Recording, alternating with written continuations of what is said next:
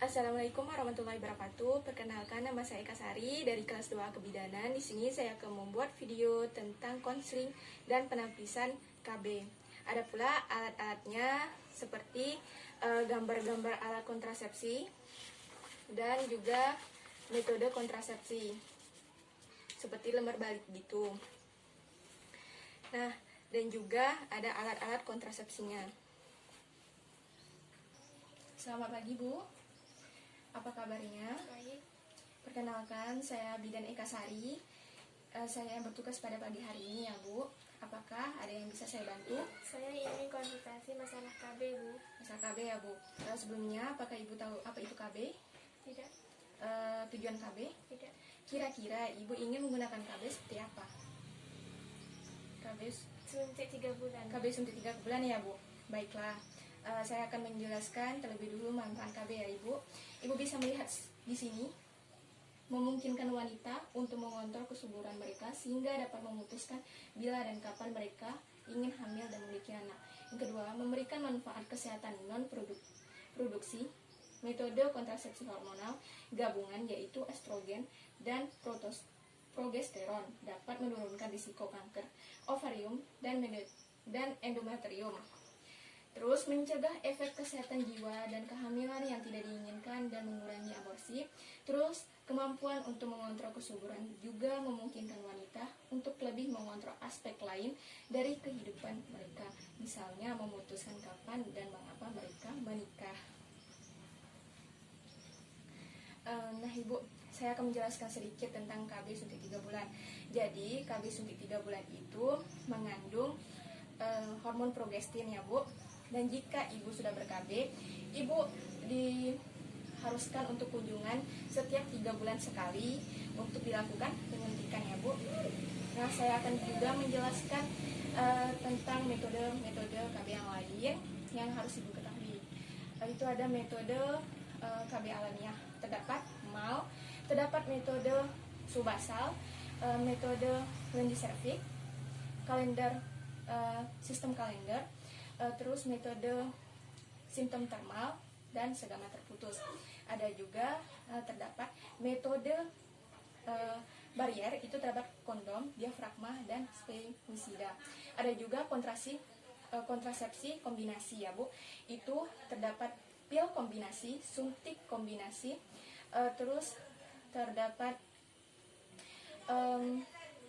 cincin vagina dan juga terdapat koyo kombinasi. Ada juga kontrasepsi progestin, itu terdapat suntik progestin, pil progestin, implan dan AKDR. Ada juga AKDCU dan kontrasepsi mantap.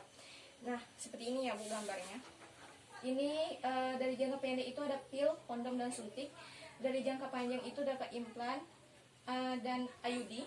Terus terdapat alamiah ini ada terdapat pantang berkala, pengukuran subasal dan pendalan lendir vagina. Nah, saya ingin bertanya kepada Ibu, kan saya sudah menjelaskan nih tentang suntik KB 3 bulan dan metode lainnya. Apakah Ibu ingin tetap memakai metode suntik 3 bulan? Apakah ingin mengganti? Tetap ya, Bu. Baiklah, kalau tetap saya akan menjelaskan lebih lengkap lagi ya, Bu, tentang KB suntik 3 bulan. Nah, Ibu, KB suntik 3 bulan ini bekerja secara utama untuk mencegah ovulasi dan mengandung hormon progestin. Keuntungannya, Bu, tidak mengganggu hubungan suami istri, tidak mengganggu produksi ASI, dan bisa digunakan pada usia premenopause. Ada juga, Bu, kerugiannya. Kerugiannya itu dia tidak terlindung dari penyakit menular seksual seperti IMS, HIV, HIV, dan dia juga harus tenaga yang terlatih untuk melakukan penyuntikan ya, Bu. Terus ada juga kerugiannya, Bu. Kerugian yang lainnya seperti terlambat kesuburan, terus penurunan kepadatan tulang jika dilakukan pada jangka yang lama.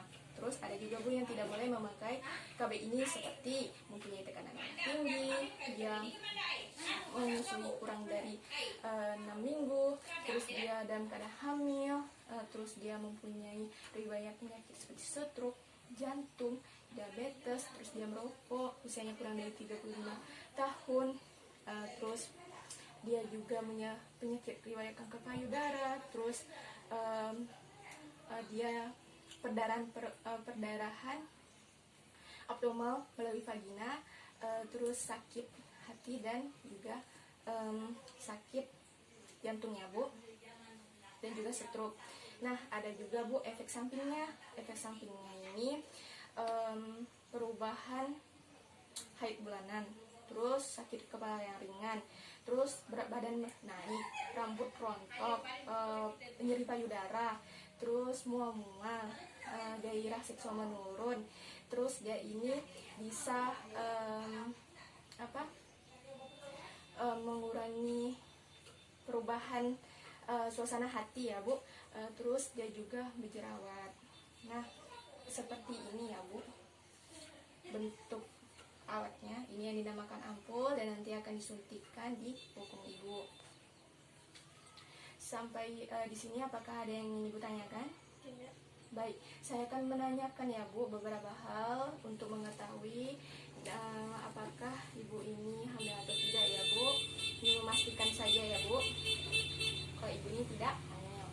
Nah, saya akan bertanya kepada Ibu, apakah Ibu mempunyai bayi yang kurang 6 bulan dan menyusui eksklusif dan belum mendapatkan haid? Iya. Apakah Ibu sudah melakukan hubungan seksual sebelum setelah haid dan setelah bersalin? Tidak. Apakah Ibu mempunyai anak bayi kurang dari 4 minggu? Tidak. Apakah Ibu pernah keguguran dalam 7 hari terakhir? Tidak. Apakah Ibu sudah menggunakan kontrasepsi metode dengan tepat dan konsisten? Tidak. Baik, kalau tidak ada, saya menanyakan kembali ya Bu tentang hal-hal yang untuk mengetahui kondisi medis Ibu. Nah, Ibu dulu Ibu datang bulannya atau haidnya pada umur berapa? 14. 14 tahun ya Bu.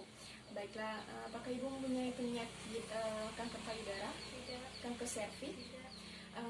penyakit hepar seperti tumor hati dan hepatitis akut, Tidak. tromboembolipena, Tidak. penyakit stroke atau jantung, Tidak. hepatitis, Tidak. apakah diabetes, Tidak. obesitas, Tidak. apakah Ibu mengalami sakit kepala seperti migrain gitu, Tidak. apakah Ibu mempunyai riwayat HIV, Tidak. IMS, Tidak. penyakit radang panggul, Tidak. sepsis? Tidak. Tidak semuanya ya Bu, bagus ya Bu. Nah, dari hasil penapisan tadi dan hasil hasil medis Ibu tadi, kondisi medis Ibu tadi, ternyata Ibu cocok menggunakan KB suntik 3 bulan ya Bu. Saya akan menjelaskan lebih lanjut lagi tentang KB suntik 3 bulan.